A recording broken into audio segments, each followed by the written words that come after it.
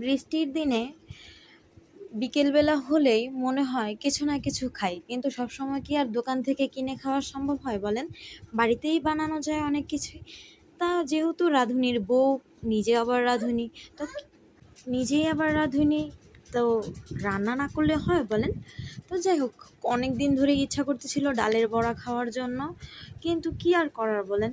বাচ্চা কাচ্চা নিয়ে বাটাবাটির ঝামেলা যে কি একটা মুশকিল, যাদের বাচ্চা কাচ্চা আছে তারা বুঝে। আর বাচ্চা কাচ্চা ছাড়াও ওরে বাটাবাটিটা আসলেই খুব ঝামেলা। মাইয়া মানুষের যে কি কষ্টটা হয় সেটা মাইয়া মানুষই বুঝে। তো যাই হোক, ব্যাচেলার ভাইয়ারা বা সিঙ্গেল আপুরা বা বিবাহিত যাদের বাচ্চারা আছে তারা এইভাবে পেঁয়াজু বা বড়া ট্রাই করতে পারেন, খুব ভালো হয়। প্রথমেই ডালটা ভালো করে ভিজিয়ে নেবেন, অন্তত হলেও 3 থেকে 4 ঘন্টা, এতে করে ডালটা ভালো করে নরম হয়ে যাবে।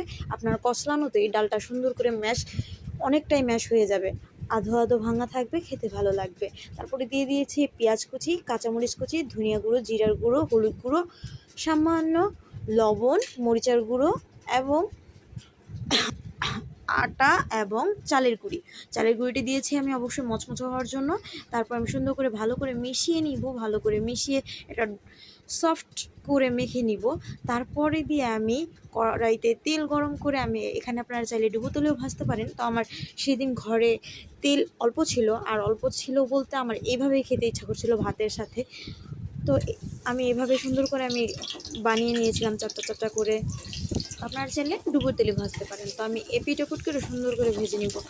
একটু মিডিয়াম আঁচে ভাজবেন, তাহলে মনে করেন ভিতরটাও সফট হবে এবং ভালো করে ভাজা হবে, আর না হলে ভিতরটা কাঁচা থেকে যাবে। যেহেতু এখানে আপনি ভাজা বা বাটা ডালটা ব্যবহার করছেন না, সেহেতু একটু ভালো করে ভাজবেন।